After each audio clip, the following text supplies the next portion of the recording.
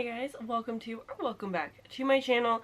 Today's video is a big ol' unboxing. This is going to be the first of my Evernight subscription. This is, I believe, every other month, so it'll pop in here and there. Besides that, I have all of the usual things to unbox: illumicrate, fairyloot, and owlcrate, young adult and adults. I have been spoiled for owlcrate adult, which is why we're going to start with it, because I already know what it is. And I have seen slight spoilers for Evernight, but not like what the book is, but I know kind of what the design is. So we're going to just start with my adult owlcrate, because again, I know what it is. The theme for the month is the Monsters Among Us. This is their October box, and I will say the book is very pretty. So it is The Starling House by Alex E. Haro. This is a beautiful edition. Oh my goodness, it's so pretty. On the back it says, "I dream sometimes about a house I'll never see." She's very pretty. I really love this purple color. Oh, and then you've got her in the house on the end page, and then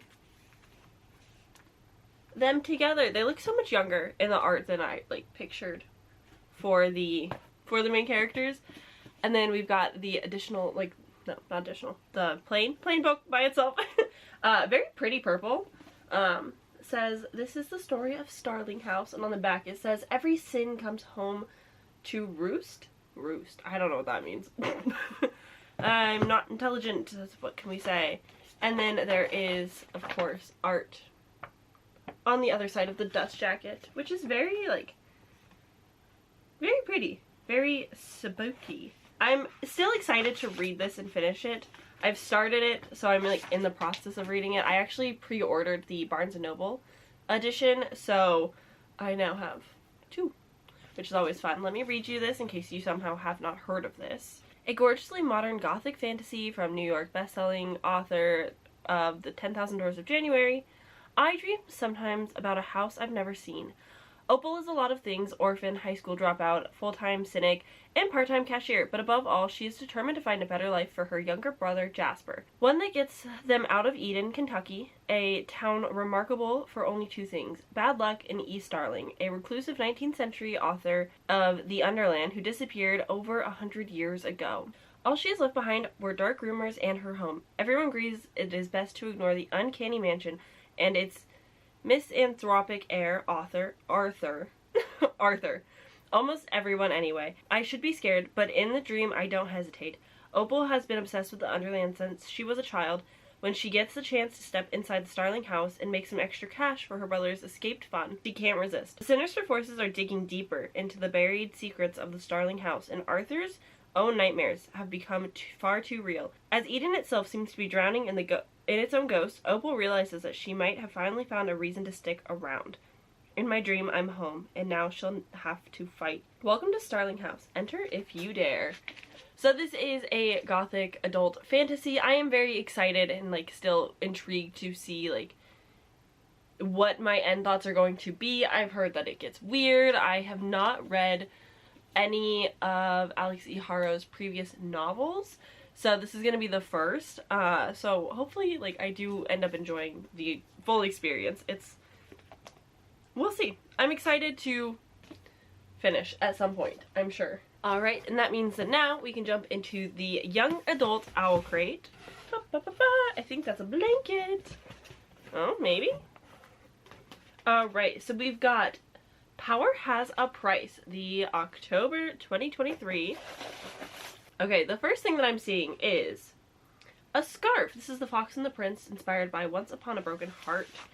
I don't really wear scarves. That's not really my style, but this is very soft and very cute.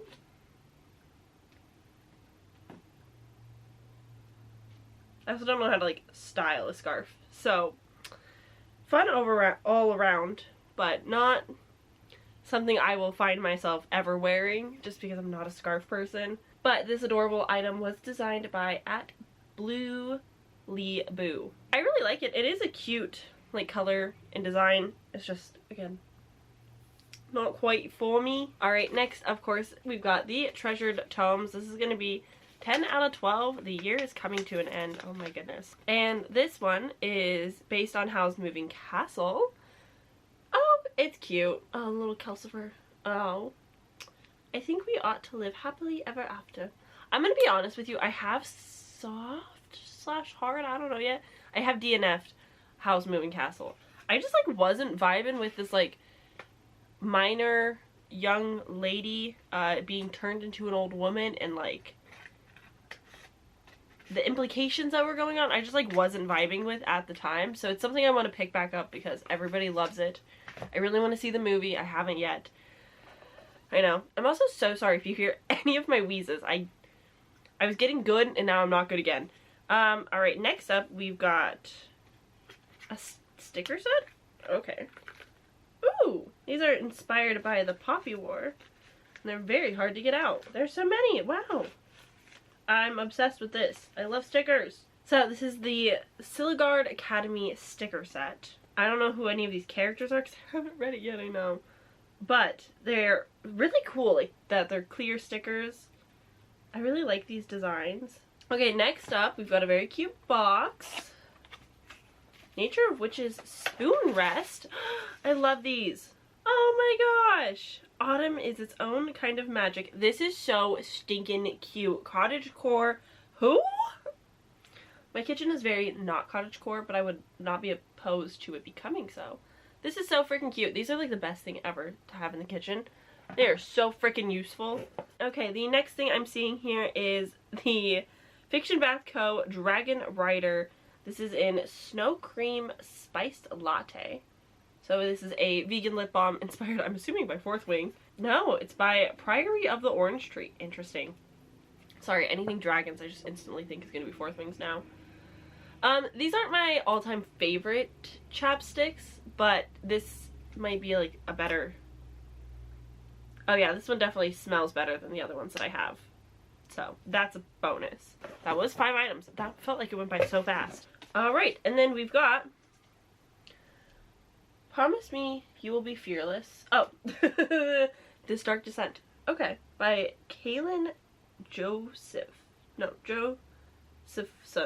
Josephson? I'm so sorry. Wow, they stepped up their game. Holy cow. Okay, let me get in. I don't think I've heard of this book. I could be making that up, but I don't. Whoa. Wow. Okay. Okay.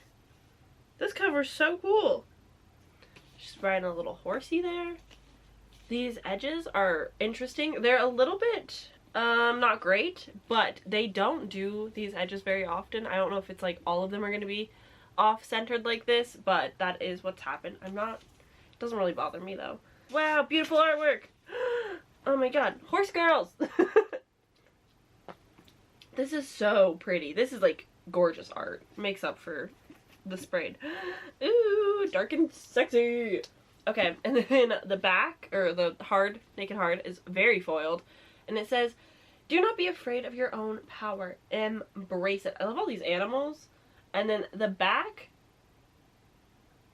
I can't read. The something linear for Enderlin and the Harbingers for Sendia. 4 pages, 1 winner, 100 writers. Interesting. Witness the spectacles and thrills of the Illiner. I'm sorry. And then we've got beautiful reverse dust jacket art. So horse friendly. I am not like a horse person. I'm gonna be super honest with you. They kind of scare me because they could kill me in like no time. Just like could. So like I get it, like they're sweet and they're peaceful, people like them. I'm not one of those people, but props to anyone who can draw a freaking horse because that is so hard. Okay, let the race begin. The Russell family is famous throughout Enderlin as breeders of enchanted horses, but their prestige is no match for their rising debts. To save her family's ranch, Makira Russell is left with only one option: to enter Illinier, a treacherous cross-country horse race known as much for its high body count as its enticing prize money. To have any chance of success, Makira will have to recruit Ariel Cater, a talented but unlicensed enchanter who creates golems in place of enchanted who creates golems in place of enchanted animals, and Damien, a deer, a dashing young lord in the midst of a fierce succession battle. Both have mysterious reasons of their own to help Makira, as well as their own blood feuds to avenge.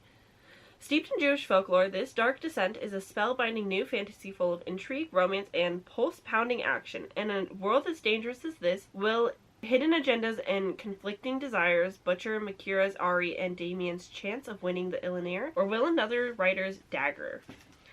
Oh, interesting. This isn't like something that was like on my radar at all, but it is interesting. I don't know if it's like gonna make it high on like owlcrate books that I read soon, just because like the premise isn't like something I'm gonna jump over, but I do think that this has like some fun hope to be good, minus like horse riding. That's just like, I'm not a big fan of like travel books, like we're going on a road trip, we're going on a horse cross country trip, like that just doesn't really appeal to me much.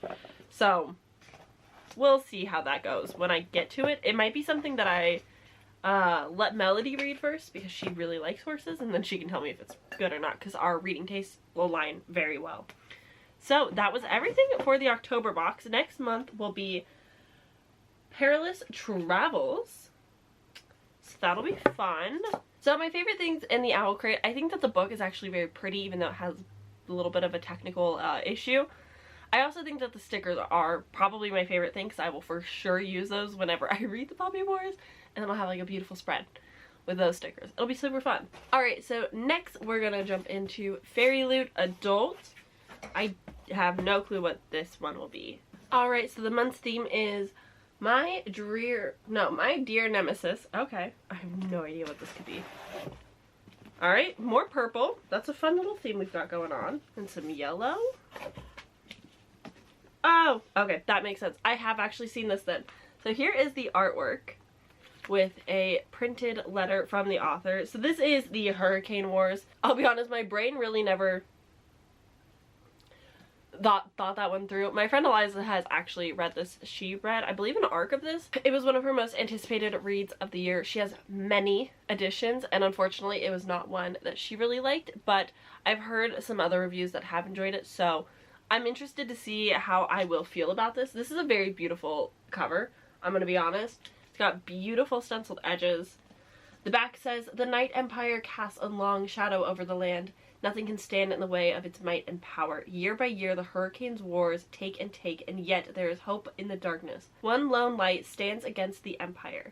I love a dreary book that has hope. That's like my biggest complaint with a lot of like adult fantasy, is there's just like not enough hope for me to grasp onto when like things aren't looking good. Okay, so we've got some beautiful end pages. I think these are very nice. But even nicer is the like actual book. Holy shit, this is so pretty. Oh my god, I do hope that I like this now, because what a beautiful book. This has had so many special editions come out for it, and it's just very pretty. So hopefully I do like it. It is going to be, I believe, a trilogy. So more series always. Taliesin was left on the steps of the Sardovian orphanage as a baby. All she has ever known is the Hurricane Wars, as her people fight for freedom from the tyranny of the Night Emperor's Gahiris. But are they truly her people? Taliesin dreams of one day finding where she comes from, her family, and the source of her magic that flows through her veins like sunlight. A lark of House Austenest, master of the Shadow Forge Legion, and Gahiris' only son and heir, okay, so many titles, has been honed into a weapon by his father, tasked with obliterating the neighboring Sardovian Alfold. Alark focuses... Sorry, every time I say the name Alark, I genuinely can't stop thinking about Vampire Diaries. Alark focuses on only one goal: extinguish all threats to the Night Empire with his armies and his storm ships and his shadow magic. Oh, more shadow magic. This is until he sees Taliesin burning brightly on the battlefield with the same light magic that slew his grandfather, turned his father into a monster, and ignited the decade-long Hurricane Wars. He tries and fails to kill her, something about her making him pause, allowing his now greatest enemy to slip through his fingers. But a new horror emerges from across the Eversea, one that promises to cause even more devastation than the Hurricane Wars. Only Taliesin and Alara can stop it. Will those mortal foes be able to come together, or will they end up destroying each other and dooming their world in the process? Okay, reading that got real hard at the end, but this was also on my anticipated releases of the year, this one and The Starling House, so I've been like familiar with these releases.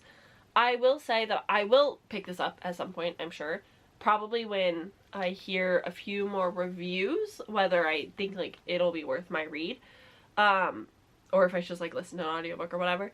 So I will eventually get to it. It's not high on my priority list just because I haven't heard enough good reviews to make up for my friend not having a good time and having like valid reasons for not enjoying it.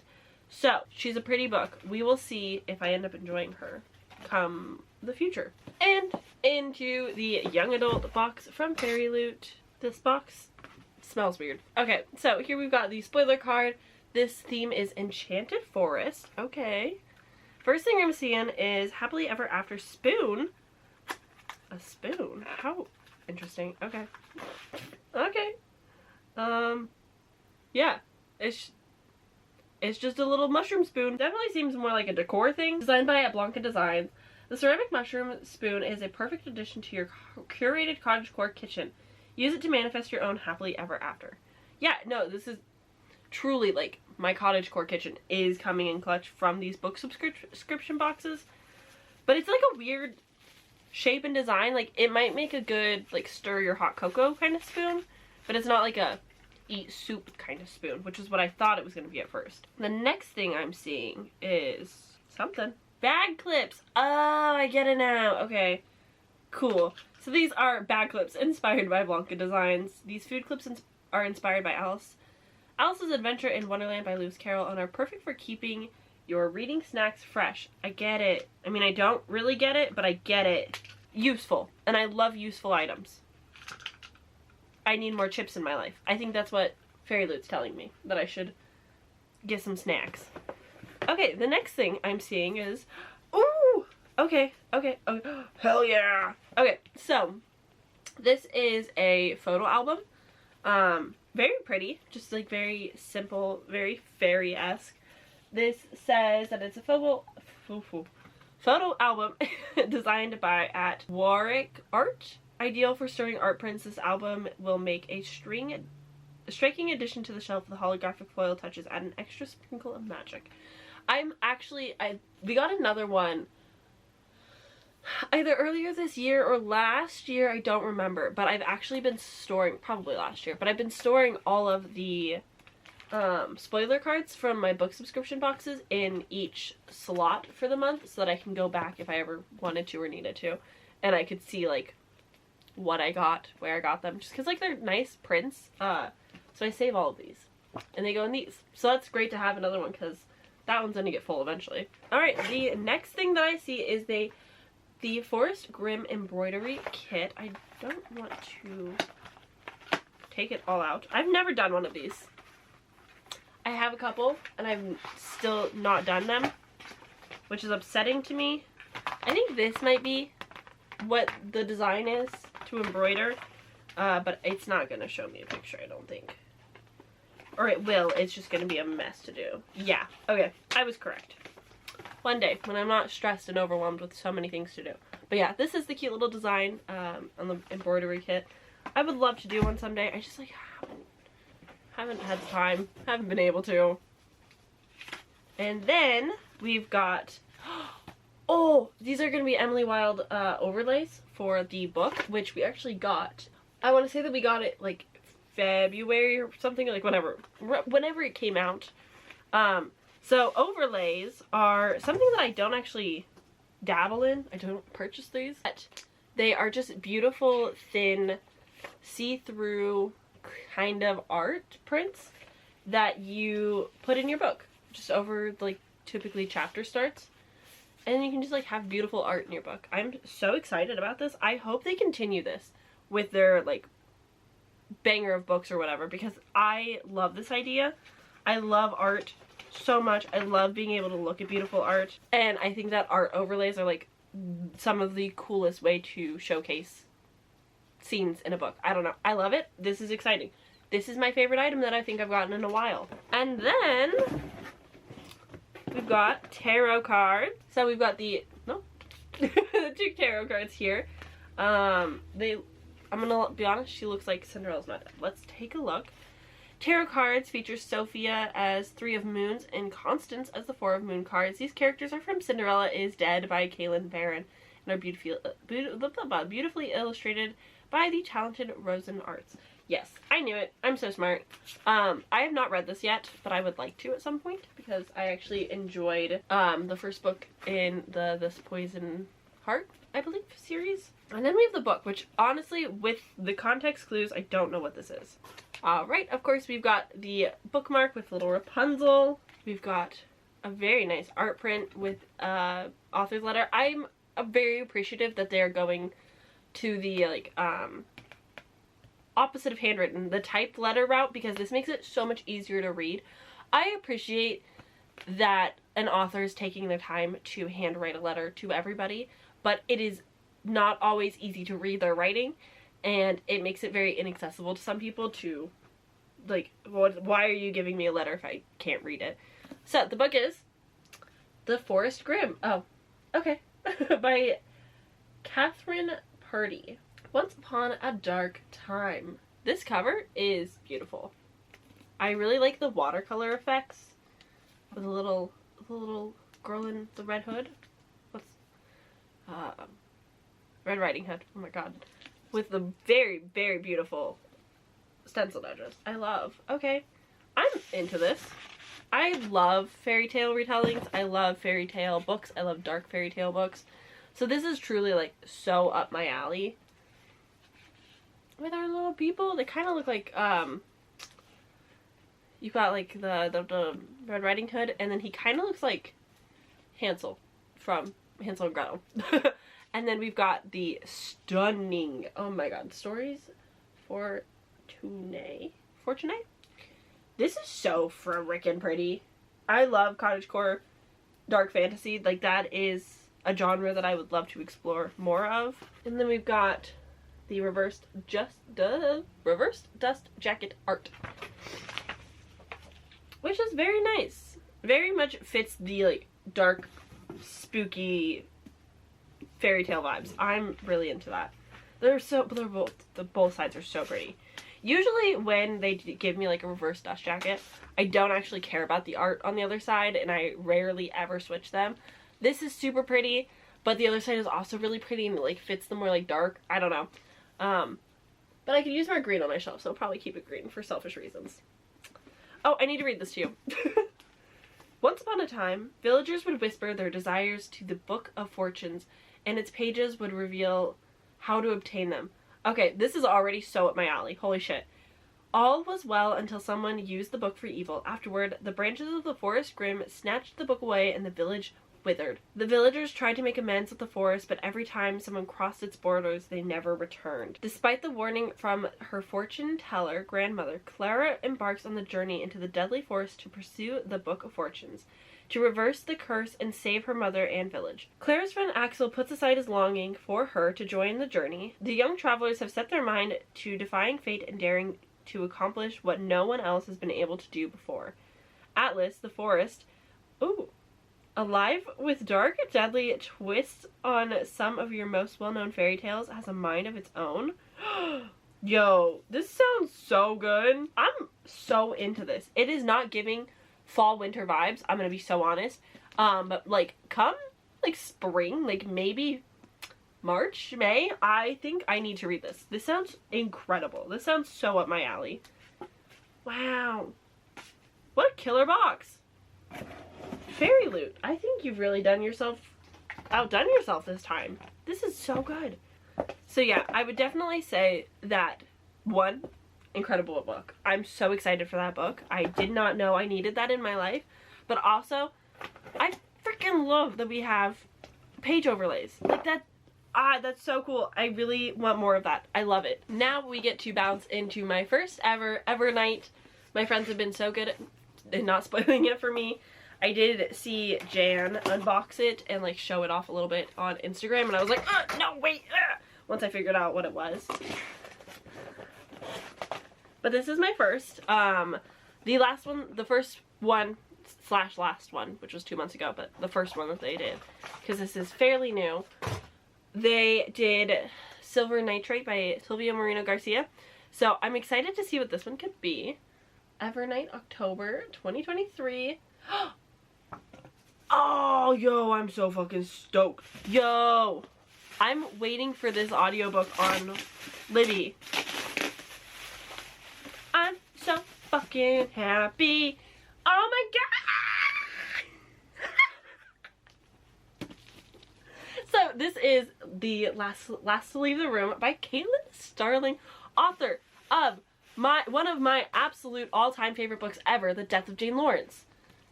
She's also like written other things, but we've got a little like autograph sticker. Oh my fucking god, I love this cover. This is so freaking dope. I saw the edges and I hadn't, honestly, like, I didn't see the cover when I saw somebody like showing the book, and so I didn't know what this was, but I saw the edges and I was like, those are cool edges. Ah! Oh my god. Oh my god. Yo. This is the best day of my life.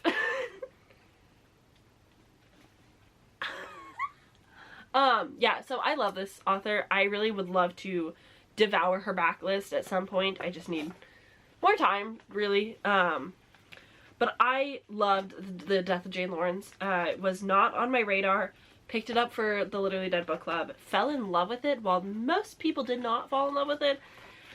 It was just an absolutely incredible reading experience for me. I was so hooked and invested. I would stay up till 2 a.m. reading it every night. Like, it just was one of those few books that really ignited my love of reading and like made me have that like one more chapter feel, and that's very rare for me. So special place in my heart. The basement belongs to Dr. Tamsin Rivers, the arrogant, selfish head of the research team assigned to find the source of the substance is sinking faster. As Tamsin grows obsessed with the distorting dimensions of the room at the bottom of the stairs, she finds the door that didn't exist before. And one night, it opens to reveal an exact physical copy of her. This doppelganger is sweet and biddable, where Tamsin is calculating and cruel. It appears fully, terribly human, passing every test Tamsin can devise. But the longer the double exists, the more Tamlin begins to forget pieces of her life, to lose track of time, to grow terrified of the outside world. With her employer growing increasingly suspicious, Tamsin must try to hold herself together long enough to figure out what her double wants from her, and just what the mysterious door leads to. Oh my god, I forgot what this is about, and now I'm like rereading the synopsis and I'm so intrigued. It's kind of giving like the Echo Wife meets the House of Leaves, like mysterious quarters. Like, what's this door go to? This door wasn't here before, but also like doppelganger. Taking over your life? What? I'm so excited. Oh my god. This is the best day ever. Ah! You know when like you don't realize how badly you need a book in your life until you have that book in your life? That's kind of the moment I'm having right now. I'm so happy. And then finally, back to our fantasy. I don't actually think I mentioned, Evernight is a horror subscription book box. They have illumicrate, which is fantasy, Evernight, which is horror, and the other one, Afterlight, which is their romance. So they're definitely branching out. I know owlcrate has done surveys asking like if they were to get more subscription boxes, what genres people would be more interested in. And I know that fairyloot is coming out with a fantasy romance box. So there's always, it's a growing market for sure. But yeah, that is horror. If you don't read horror, maybe don't check that one out. The first thing that I see is the Otherworld desk mat. I have a massive desk mat already, computer mouse basically. Love it for my desk. I probably won't switch it out, but I might take this to my office if my coworker doesn't mind sharing. This is so pretty. Wow.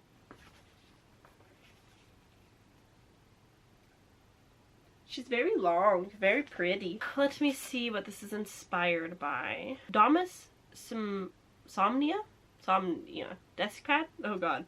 Brighten your desk with this bewitching desk pad inspired by the last tale of the Flower Bride. Ooh.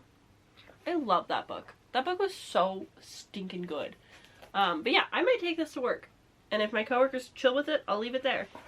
She's like retiring, so she only comes in on my day off, which is just like once a week, if even. So we like never see each other. We get along great. We're really like love her to death. But like our office is lacking in any decorations, and the few decorations we do have are like farm-like paintings that she's put up, and it's like not really my style. But slowly it'll be my office, and so like I might decorate it. I don't know. Okay. Ooh, it looks like we might have another dagger. Ooh. Wow. This one's so cool. So there's a bunch of like leaf decorations. Is that the right word? Nightfell replica. This is our From the Cruel Prince. Perfect for wielding against your enemies. Oh god. I'm gonna be honest, I read The Cruel Prince. I don't remember anything about a sword. That's bad, I know. But I do really like these. I don't even know where that book is. Oh, I think it's over here. Yeah. I don't think you can't see. So that's fun and exciting. I actually think these are really cool. I love the details of the like daggers and knives. Sometimes they're letter openers. I think they're cool. They make nice like decor, but they also kind of get thrown to the side a lot and just in the way. Next we've got some very cool witchy cottagecore tabs. Annotate your heart away with these stunning page tabs featuring multiple elements from Bitterthorn. Bitterthorn. Bitterthorn? Bitterthorn. That like does not sound familiar. Bitterthorn does not ring a bell for me right now, and maybe I'm just drawing a blank because I'm being silly, but I'm coming up very blank, so I think I might have to look that one up. Next up, whoa, for finding dreams that don't yet exist. Yo, everyone stepped up their game this October. I'm so into it. So this looks like it's going to be a sketchbook, a dotted. These are my favorite. I'm gonna be so honest, so real with you right now at this very second. I freaking love squared bullet journals. I don't know what it is. My scrapbook, me and Austin, like I've been making a scrapbook set for our relationship, and it's been a square, and there's just something so satisfying about it. It feels so much better than like a normal journal. I don't know what it is, but I love it. But this is just like a simple square dotted journal. It's so freaking pretty. It's got a little pen holder. It's got your little band to keep her shut. This is great. This is better than every other journal. This is inspired by Finding Dreams notebook. Taking inspiration from Once Upon a Broken Heart, this gorgeous notebook is ideal for your next journal. It sure is. And then that leaves the book. Oh. One thing that always throws me off with illumicrate is they go back and forth between young adult and adult. And so I'm always unsure what we're gonna get. This is After the Forest by Kel Woods. I love the little edges.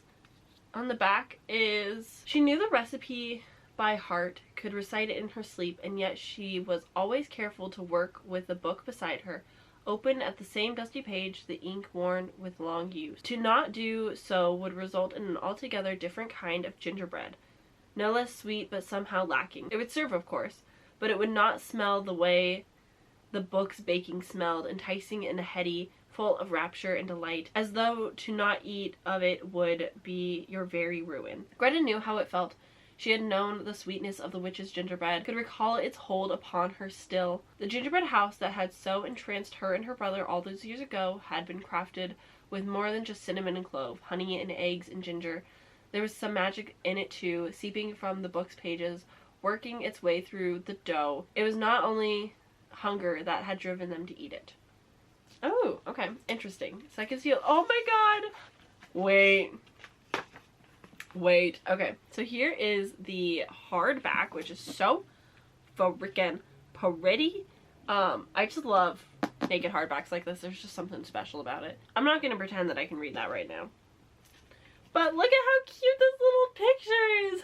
Oh my goodness, it looks so sweet and non-threatening. This art style is so fun, and I love like the color palette, just like that very, sepia, is that what it is? That filter?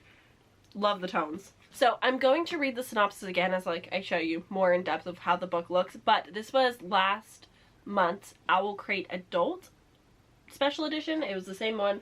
I might have it close by. Yes, I do. This is the comparison. They had a different art style, which honestly I do really like too. And they just went for a more green, a little bit brighter. Also a good addition. Ginger, honey, cinnamon, flour. 20 years after the witch in the gingerbread house, Greta and Hans are struggling to get by. Their father and stepmother are long dead. Hans is deeply in debt from gambling, and the countryside lies in ruins, its people starving in the aftermath of a brutal war. Greta has a secret, though, the witch's grimoire. Secreted away in whispering in Greta's ear for the past 2 decades, and the recipe inside that makes the best gingerbread you've ever tasted. As long as she can bake it, Greta can keep her small family afloat. But in a village full of superstition, Greta and her mysteriously addictive gingerbread, not to mention the rumors about her childhood misadventures, are a source of gossip and suspicion. And now, dark magic is returning to the woods, and Greta's magic she is still trying to understand, may be the only thing that can save her if it doesn't kill her first. Bum bum bow! So, yes, I am intrigued. This is such a small little book. It just like feels very cute and small in my hand. But yeah, I definitely want to read this one. It is pretty high on like my cozy list. Honestly, at this point, I've collected so many cottagecore fairy tale-esque books from these subscription boxes. I should really just commit to a full reading vlog of that. Maybe next year. Maybe like spring. Yeah, that sounds fun. I'll try to remember to put that in my agenda when I'm editing this. But that is all of them. That is everything. I did it.